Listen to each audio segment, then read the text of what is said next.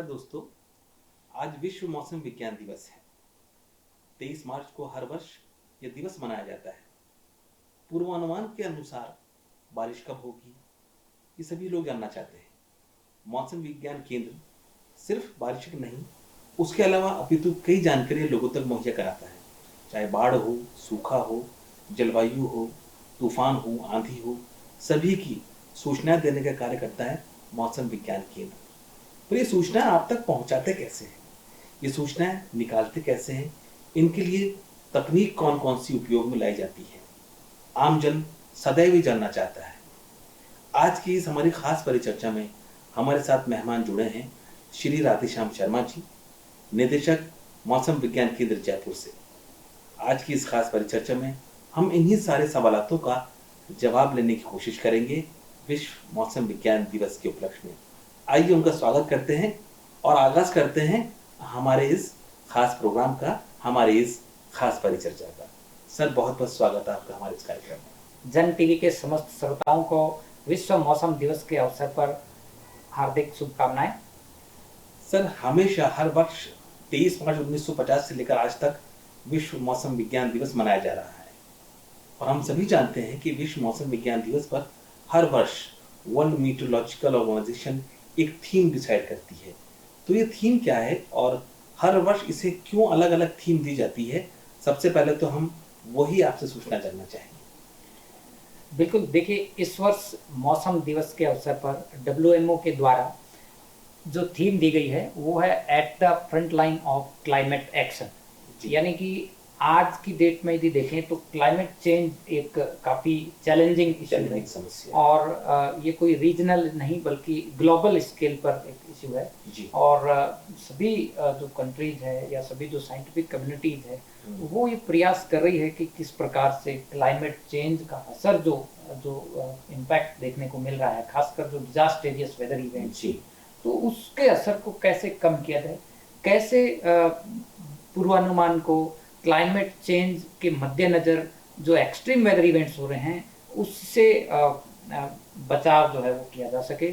खासकर यदि राजस्थान के लिए यदि बात करें तो आप देखेंगे कि पिछले 50 सालों में यदि हम तापमान की बात करें जी, तो ये देखा गया है कि आज पिछले जो 10-20 साल है वो इनमें तापमान में जो है वो बढ़ोतरी हो रही है। इसके अलावा आप हीट वेव की फ्रिक्वेंसी देखें, इंटेंसिटी देखें, तो इनमें भी कहीं ना कहीं जो है वो बढ़ोतरी हो रही है। इसके अलावा बारिश की यदि बात करें तो बारिश का भी पैटर्न जो है वो राजस्थान में चेंज हुआ है। आप देखेंगे मौसम विभाग ने 3-4 साल पहले जो है वो नॉर्मल आंकड़े भी चेंज किए हैं। इसके अलावा मानसून का जो ऑनसेट और विड्रॉल का जो पैटर्न है उसमें भी बदलाव किया है।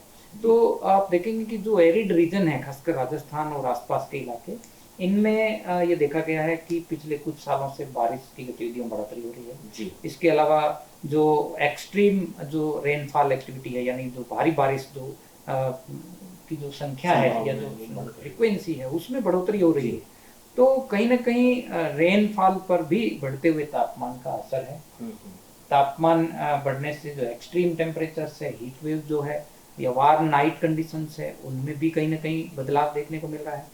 और इसके अलावा खाली बारिश ही नहीं बल्कि जो आपदाजनिक मौसम है, चाहे वो थंडरस्टॉर्म, लाइटनिंग है, इसके अलावा जो तूफान है, तो इनकी संख्या में और इनकी तीव्रता में बढ़ोतरी हो रही है। और जो साइंटिफिक स्टडीज है उसके हिसाब से ये है कि जो बढ़ता हुआ तापमान है कहीं ना कहीं उसकी वजह से जो एयर का जो वाटर होल्डिंग कैपेसिटी है उसमें भी बढ़ोतरी हो रही है और एज ए रिजल्ट जो वेदर है वो जो है वो भी चेंज हो रहा है। सर, आपने बताया जिस तरह से कि इस बार जो थीम हो क्लाइमेट चेंज है, क्लाइमेट परिवर्तन है, पर्यावरण परिवर्तन काफी तेजी से हो रहा है और उसका इम्पैक्ट विभिन्न प्रदेशों पर, देशों पर पड़ रहा है।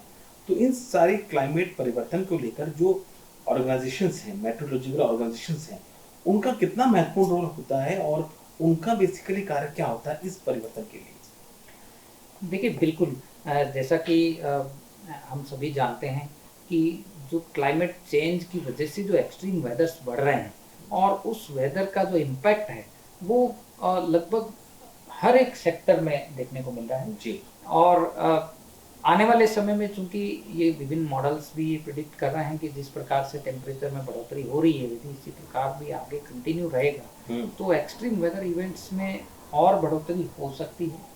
तो ऐसे में जो मौसम संगठन हैं, जो मौसम के जो ऑर्गेनाइजेशन हैं, खासकर जो एटमॉस्फेरिक साइंस में काम करते हैं, उनके लिए ये बहुत चैलेंजिंग फील्ड है कि एक्सट्रीम वेदर इवेंट्स का टाइमली प्रेडिक्शन हो, प्रॉपर उसका फोरकास्ट हो, ताकि जो डिजास्टर अथॉरिटीज है, मैनेजमेंट जो अथॉरिटीज है, वो समय रहते उस पर एक्शन ले सके और जो उस डिजास्टेरियस वेदर इवेंट का जो इम्पैक्ट है वो कम से कम हो सके। तो मौसम एजेंसीज और जो एटमॉस्फेरिक साइंटिस्ट जो है इस फील्ड में रिसर्च एंड डेवलपमेंट की वजह से उपयोग करते हुए, विभिन्न तकनीकों का उपयोग करते हुए एक्सट्रीम वेदर इवेंट्स की जो फोरकास्ट का जो एक्यूरेसी है वो उसमें बढ़ोतरी करने का प्रयास है जी। और दूसरा जो है वो जो लीड टाइम है उसको भी यदि समय रहते यदि लीड टाइम को बढ़ाया जा सके पूर्वानुमान के, तो इससे भी प्रॉपर मैनेजमेंट करने में फायदा। सर जैसे कि आपने बात की तकनीक की, तो अगर हम बात करें 3-4-5 दशकों से लगातार मौसम विज्ञान केंद्र समय समय पर इस तरह के पूर्वानुमान करता रहता है, तकनीकों में काफी बढ़ोतरी हुई है, रिसर्च एंड डेवलपमेंट का कार्य बहुत बड़ा है। वो प्रमुख कौन सी तकनीक है जो पहले भी यूज हुआ करती थी और आज भी यूज हो रही है, और ऐसी क्या नई नई तकनीक मौसम विज्ञान केंद्र यूज कर रहा है विश्व पटल पर या राष्ट्र पटल पर, या हम राजस्थान की बात करें तो वो तकनीक प्रमुख कौन सी है? क्योंकि एक आम आदमी के मन में सदैव ये प्रश्न आता है कि किस तरह पूर्वानुमान लगाए जा सकते हैं। एक लेमन की अगर बात करें या हम पूछे कि किस तरह वो तकनीक कार्य करती है, उसके बारे में सर जरा तफसील से बताएं। देखिए, आज साइंस और टेक्निक का जमाना है जी।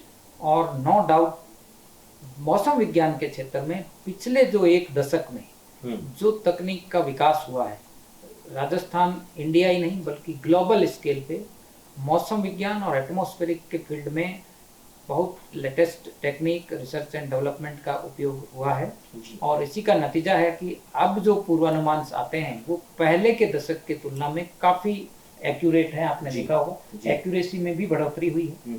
और तकनीक की यदि बात करें तो देखिए, सबसे जो मेन कॉन्सेप्ट है मौसम पूर्वानुमान का, तो जो वेदर फोरकास्टिंग है बेसिकली इनिशियल वैल्यू प्रॉब्लम है जी। और मैं यदि सिंपल भाषा में कहूँ तो इनिशियल वैल्यू प्रॉब्लम का मतलब है कि यदि हमें किसी स्थान का यदि मौसम पूर्वानुमान करना है या हम देखना चाहें कि जयपुर में 5 दिन बाद जो है वो मौसम कैसा रहेगा, तो ये जानने के लिए आज का जो प्रेजेंट एटमॉस्फेरिक कंडीशंस हैं वो कैसी है ये जानना बहुत जरूरी है। तो कहने का मतलब है कि ऑब्जर्वेशनल टेक्निक में भी बढ़ोतरी हुई है।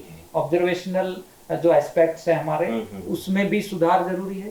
इसके अलावा जो फोरकास्टिंग जो टेक्नोलॉजीज है, चाहे हमारे जो सुपर कंप्यूटर्स हैं या जो डिफरेंट न्यूमेरिकल वेदर प्रेडिक्शन के मॉडल्स हैं, उनमें भी निरंतर रिसर्च एंड डेवलपमेंट से विकास हुआ है।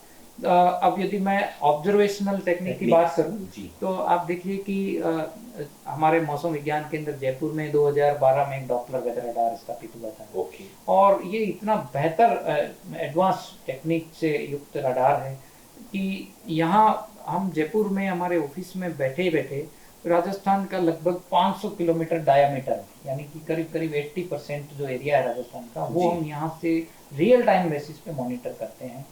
अचानक से यदि कोई जो थंडरस्टॉर्म डेवलप होता है या कोई मेघ गर्जन या आंधी का जैसा कोई सिस्टम बनता है तो तुरंत रडार के कैप्चर में आता है और बनने के बाद ये सिस्टम किस डायरेक्शन में मूव करता है, कौन सी डायरेक्शन में आगे बढ़ेगा, कौन कौन से ऐसे एरिया है जिनमें इसका असर होगा तो कितना असर होगा, तो बहुत बेहतरीन तरीके से रडार की हेल्प से हम उस सिस्टम को मॉनिटर कर सकते हैं। और जो शॉर्ट रेंज फोरकास्ट और जो पूर्वानुमान आपने देखे होंगे जारी होते रहते हैं समय समय पे, तो रडार की हेल्प से बहुत बेहतर तरीके से मॉनिटर और फोरकास्ट होता है। सर पूर्वानुमान की अगर हम बात करें तो अनेक विभागों की हम बात कर सकते हैं। एक मौसम विज्ञान केंद्र में लगभग कई विज्ञान केंद्र होते हैं छोटे छोटे, सम्मिलित रूप से मिलकर आपकी पूरी टीम मिलकर वो पूर्वानुमान लोगों तक पहुंचाती है। आपकी टीम का कितना बड़ा रोल रहता है? अलग अलग विभाग कौन से हैं जिनके जरिए समराइजेशन करके हम लोगों तक सारी सूचनाएं पहुंचाते हैं? उन विभागों के बारे में से बताएं। देखिए, आम तौर पर आम जन जो है वो मौसम पूर्वानुमान जो मिलता है मौसम विभाग से, वो समझते हैं कि खाली मौसम पूर्वानुमान का ही काम है। तो बेसिकली मौसम पूर्वानुमान करने के लिए एक बहुत बड़ा एक टीम का रोल होता है। एक अलग अलग जो टीम है वो अपना अपना रिस्पॉन्सिबिलिटी प्ले करते हैं, निभाते हैं। खासकर मैं कहूँ राजस्थान में हमारे 10 फुल टाइम ऑब्जर्वेटरीज है, अच्छा, अलग अलग स्थानों पे। वहाँ पर उनको मैंने जैसे बताया कि WMO गाइडलाइन के अनुसार प्रत्येक 3 घंटे से या निर्धारित समय से प्रॉपर स्टैंडर्ड फॉर्मेट में ऑब्जर्वेशन लेना होता है। इसके अलावा कुछ पार्ट टाइम ऑब्जर्वेटरीज काम कर रही है जी, वो दिन में 1 या 2 ऑब्जर्वेशंस देते हैं। इसके अलावा कुछ स्टेशंस पे मैंने जो बताया अपर एयर ऑब्जर्वेशन भी होता है। तो एक पूरा टीम वर्क है। ऑब्जर्वेशन के लिए अलग टीम काम करती है जी, इसके अलावा जो रडार जो हमारी टेक्निक है इसमें भी ड्यूटी ऑफिसर्स 24 घंटे काम करते हैं। तो रडार से भी हम जो नौकास्टिंग जो होती है शॉर्ट रेंज फोरकास्ट है उसके लिए हमारी एक अलग टीम रहती है। इसके अलावा जैसे मानसून है तो बारिश की एक्टिविटीज को मॉनिटर करने के लिए हमारे पास में रेन गेज नेटवर्क है। तो वो सभी स्टेशंस का टाइमली रेन का डाटा मिलना और उसके आधार पे मानसून की एक्टिविटी को एनालाइज करना कि कौन से क्षेत्र में मानसून ज़्यादा एक्टिव है या कहाँ पे रेन में कमी आ रही है।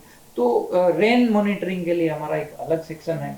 इसके अलावा खासकर जो एयरपोर्ट्स हैं हमारे एयरपोर्ट पर भी मैं आपको बता दूं कि जो मौसम सर्विसेज है वो मौसम विज्ञान केंद्र जयपुर के द्वारा दी जाती है। इसमें खासकर हमारा जयपुर इंटरनेशनल एयरपोर्ट है, उदयपुर इंटरनेशनल एयरपोर्ट है, इसके अलावा कोटा और किशनगढ़ एयरपोर्ट है। यहाँ पर भी जो एविएशन के लिए जो मेट्रोलॉजिकल सर्विसेज है वो मौसम विभाग के द्वारा दी जाती है और इसमें भी 24 घंटे राउंड द क्लॉक सर्विसेज है जो मौसम केंद्र जयपुर की ओर से दी जाती है। इसमें भी हमारे रडार का काफ़ी मेजर रोल है शॉर्ट रेंज फोरकास्टिंग के लिए। और जो एविएशन की जो सेफ्टी है वेदर के पॉइंट ऑफ व्यू से वो जो है वो इंश्योर करने के लिए मौसम विभाग जो है वो काफ़ी मेजर रोल प्ले करता है। तो मैं कुल मिला के कहूँगा कि फोरकास्टिंग के पीछे एक बहुत बड़ी टीम लगी हुई है। सभी जो सेक्शंस हैं वो अपना अपना जो रेस्पॉन्सिबिलिटी है वो बखूबी निभाते हैं और सभी डाटा का प्रॉपरली एनालिसिस करते हैं। इसके अलावा मौसम केंद्र जयपुर के साथ साथ जो हमारे दूसरे जो सेंटर्स हैं जी, क्योंकि वेदर जो है वो एक लार्ज स्केल फिनोमिना है, तो जो अदर जो सेंटर्स हैं हमारे जो दूसरे स्टेट में है, जो पंजाब हरियाणा में है या जो दिल्ली हमारे मुख्यालय में जो सीनियर साइंटिस्ट है उनके साथ हमारा डेली परिचर्चा होती है, डेली डिस्कशन होता है कि आज यदि वेदर की एटमॉस्फेरिक कंडीशन ये है तो उसके आधार पे क्या आने वाले टाइम में फोरकास्ट एक्सपेक्टेड है। तो ये पूरा एक टीम वर्क है और इसके आधार पे ही जो डेली सर्विसेज है या फोरकास्ट है वो जारी किया।